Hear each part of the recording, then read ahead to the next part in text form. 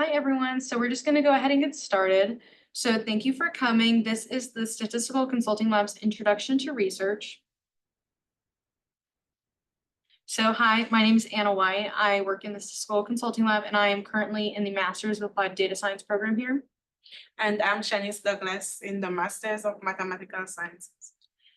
All right, so today we're just going to give you a bit of an introduction to research, and keep in mind this is from a statistical lens, as we are the Statistical Consulting Lab.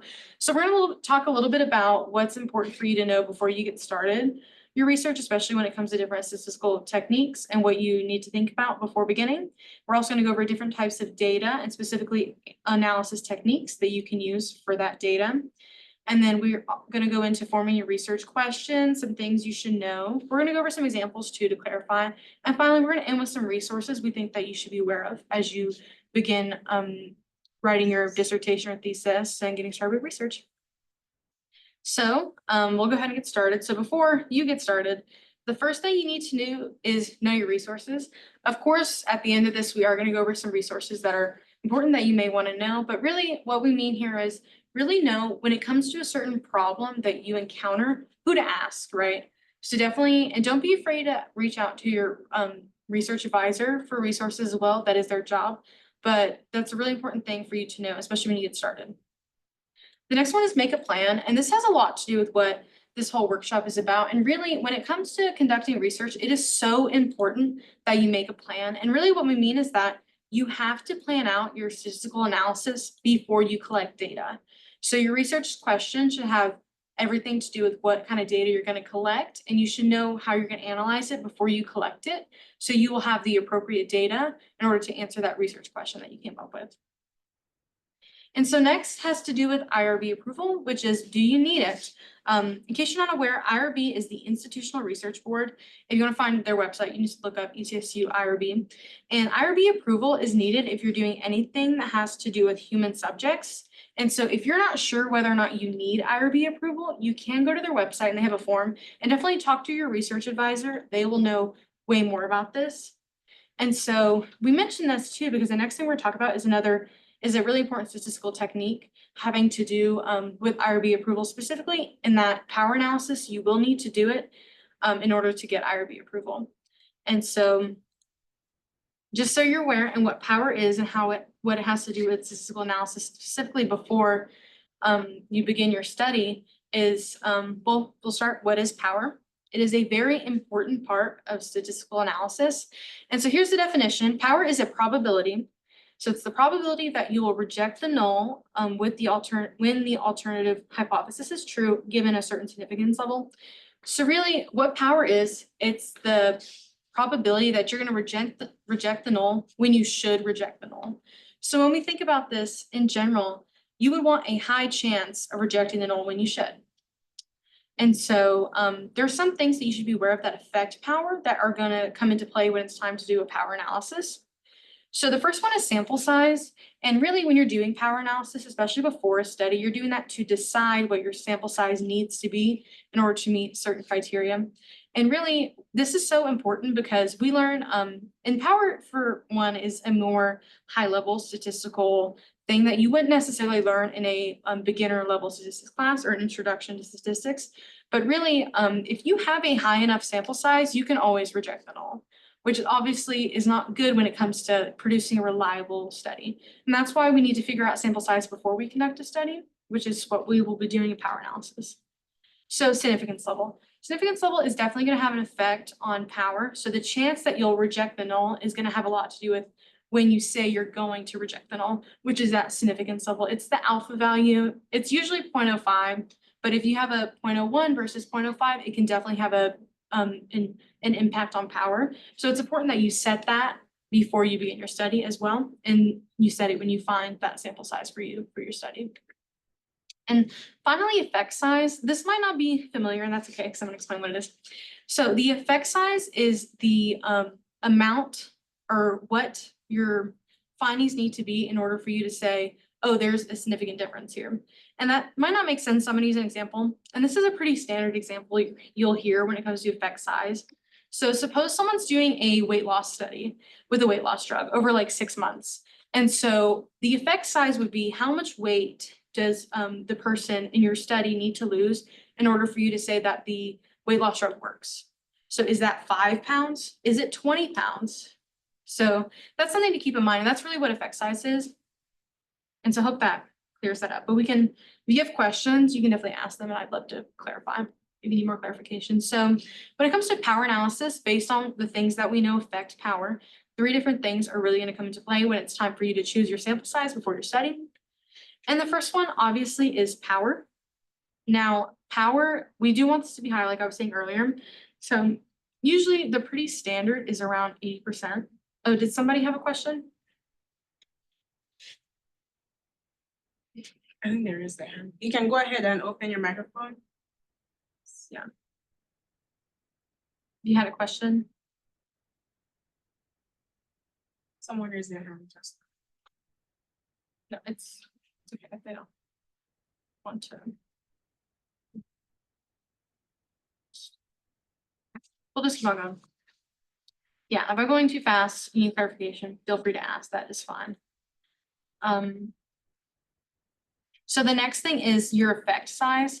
Now, where this comes from, a lot of the times you'll want to look at comparable studies that have been done previously, which would be, you would find that in a literature search. You can also do a pilot study if you or someone else has collected some data in order to see whether or not your study needs to take place.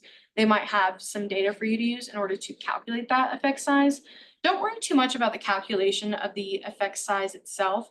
A lot of times you can look up different formulas for calculating it if you're unsure, dependent on what kind of test you're going to be doing. So yeah, don't be scared to research that. It's pretty common thing to look up, so it should be easy to find. And then finally, significance level. Like I was saying earlier, you do want to set this before your study begins, and it's going to have an effect on power, so you need to set it before you calculate your sample size as well. And so when it comes to calculating power, once again, it is a very simple calculation in that you can get something to do it for you, and you shouldn't concern yourself or worry yourself about how to calculate the power. And so a software that is free to use, we've never used it, but we have heard others use it and recommend it, would be GPower. You can also look up sample size power calculation and find a website where you can enter in some fields and it will do it for you, which is pretty cool. So next, we're going to talk about, moving on, we're talking about different data types and methods in which that you can analyze those data types that you should be aware of, especially when it comes to your research. So the first is qualitative data, and qualitative data is specifically going to be categorical data. This one's pretty self-explanatory. So things like sex, race, yes or no, and also including open-ended survey responses. And so when it comes to analyzing qualitative data, you should be aware that your options for doing so are limited. So you can always do some descriptive statistics. In this case, it's going to be like counts and frequencies that you should report. If you have like a survey, 85% of respondents said yes to this question, that sort of thing.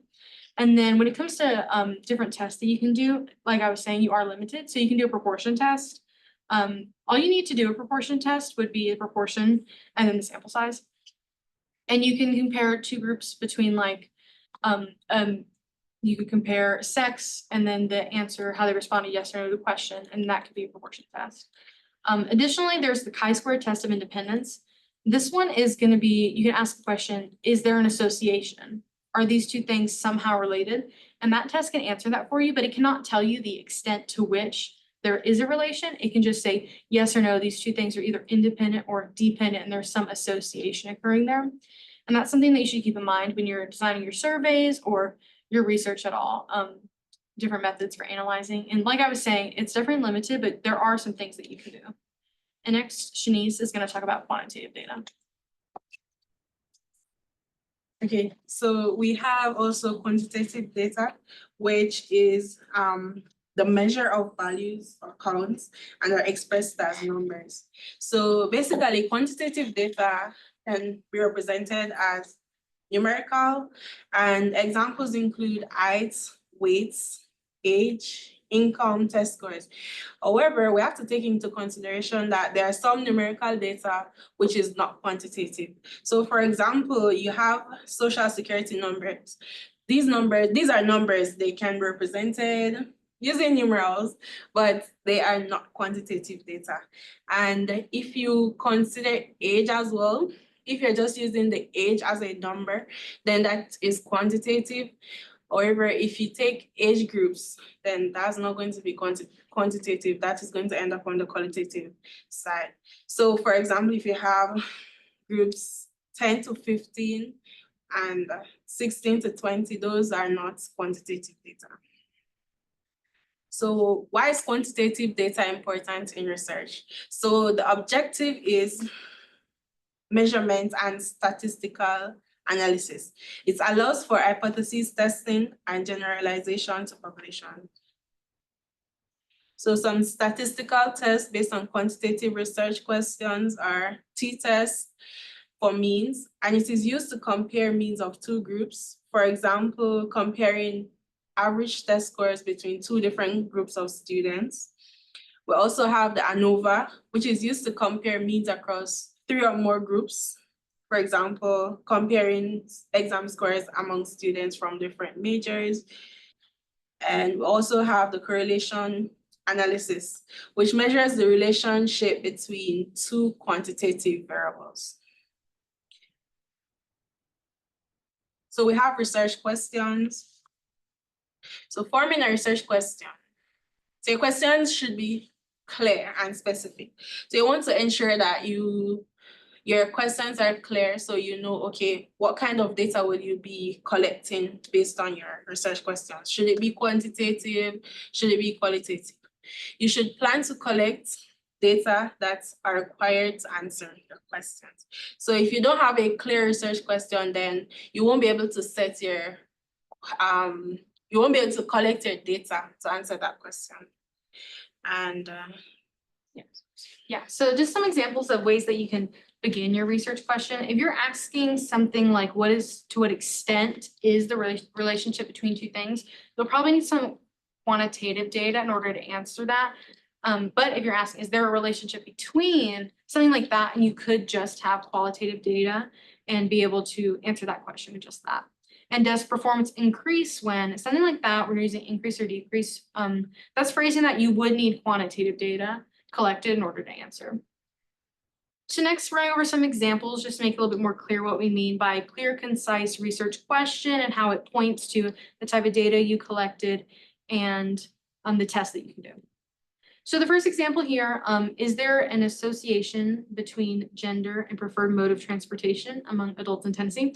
So this question is very clear. It's not asking among all adults, it's asking specifically adults in Tennessee. And so here we have gender and preferred mode of transportation, which is going to be qualitative. This isn't something, you can't take the mean gender or anything like that. So it is qualitative. And then the appropriate test to do here could be a chi-square test of independence. If you have different types of mode of transportations and more, and you want to see, is there an association between these two things, you would use that test. And so the next example is there a significant difference in average test scores between students at ETSU who used online tutoring and those who did not?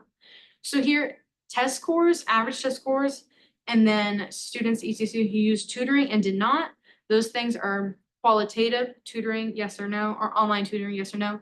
And then average test scores, that would be quantitative. So, and here we have two different groups and then some quantitative data. So the type of test that you could do to answer that would be a 2-sample t-test. Okay, so here we have another example. So we have student ID, study hours, and exam score. So the student ID, as we can see, those are numbers. However, we cannot do statistical analysis with the student ID per se. Let's say you want to find the mean. Finding the mean of the student ID, that won't be significant to your study. So study hours, number of hours students study, that will affect the exam score. So of course, you can calculate the average of study hours, and you can see how it relates to the exam scores. So this data is quantitative, as just explained. So we can use correlation analysis to determine if there's a relationship between study hours and the exam scores. And you can plot the scatter plot to see this relation.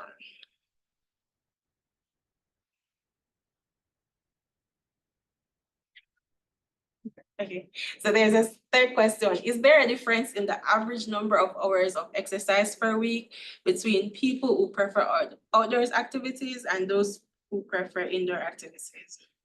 So the data type, we have quantitative. So the number of hours of exercise per week, that's quantitative, as it can be counted and written numerically.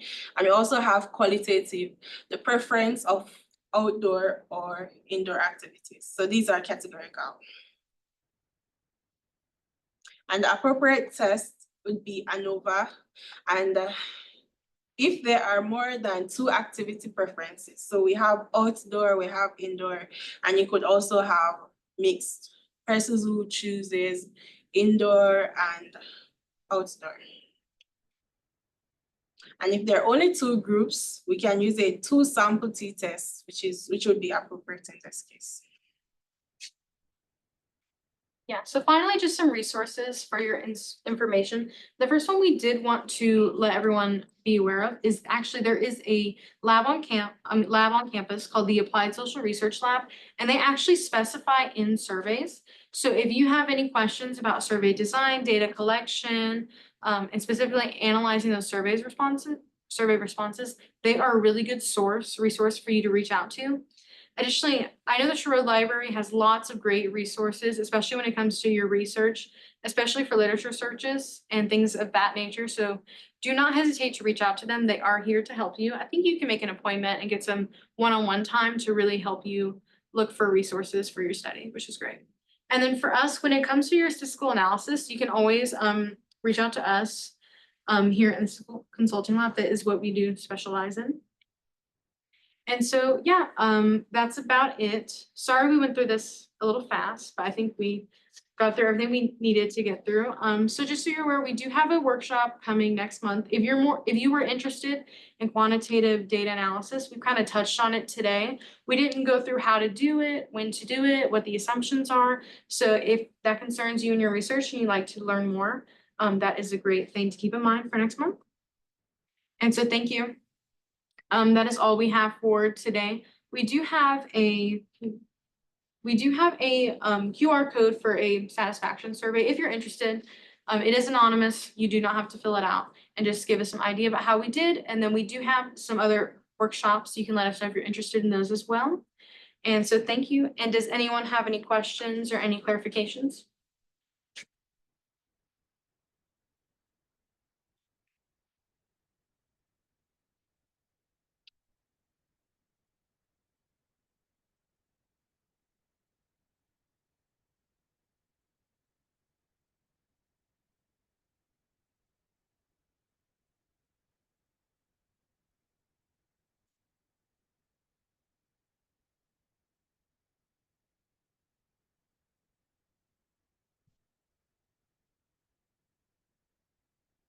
Okay, well, we'll stay on, but feel free to go. Thank you so much.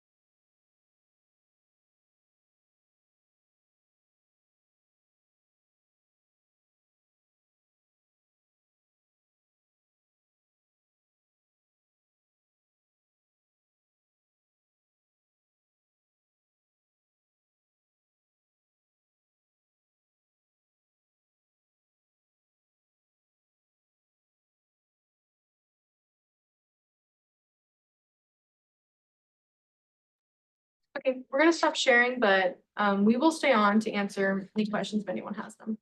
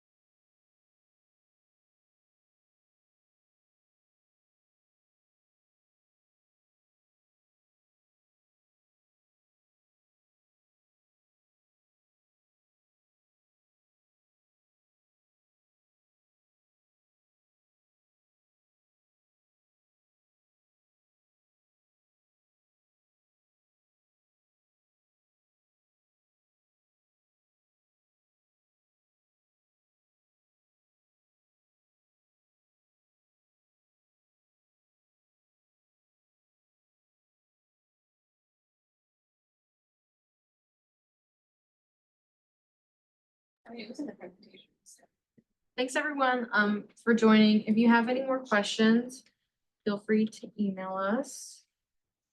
We sent our email for the lab in the chat.